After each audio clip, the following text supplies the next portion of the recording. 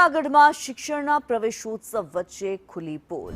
વિશાળ હડમતિયા શાળાના શિક્ષણની પોલ ખુલી ગઈ। પ્રવેશોત્સવમાં ધોરણ 9ના વિદ્યાર્થીને એબીસીડી ન આવડી। શિક્ષણ અધિકારી નીલતા ઉપાધ્યાયે તપાસના આદેશ આપ્યા છે। સમગ્ર ઘટનાની તપાસ માટે ખાસ કમિટીની રચના કરવામાં આવી। કમિટી દ્વારા 3 દિવસમાં વિગતવાર અહેવાલ રજૂ કરાશે। જવાબદારો સામે નિયમાનુસાર કાર્યવાહી થશે।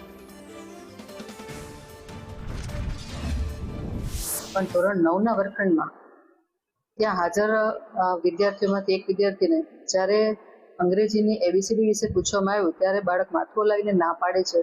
તો એને એબીસીડી આવડતી નથી એ પ્રકારનું સાહેબ પૂછે છે તો એને ના પાડે છે।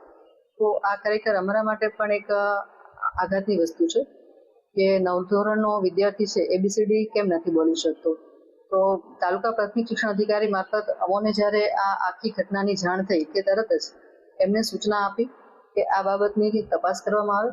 તાલુકા પ્રાથમિક શિક્ષણ અધિકારી દ્વારા પણ એક કમિટીની તાત્કાલિક રચના કરી દેવામાં આવી છે।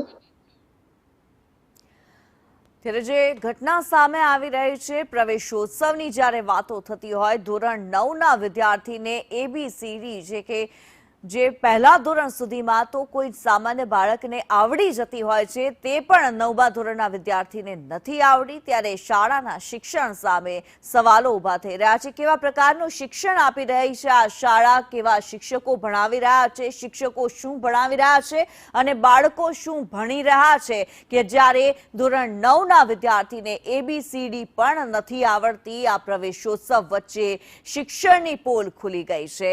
માત્ર જ્યારે પહેલા ધોરણના વિદ્યાર્થીને પણ એબીસીડીનું તો જ્ઞાન હોય છે અને એ આપવામાં આવતું હોય છે, શાળા દ્વારા શિક્ષકો દ્વારા શીખવવામાં આવતું હોય છે, અને જ્યારે સામે આવે છે જૂનાગઢમાં ધોરણ 9ના વિદ્યાર્થીને એબીસીડી પણ ન આવડી, ઘણા બધા સવાલો ઊભા થાય।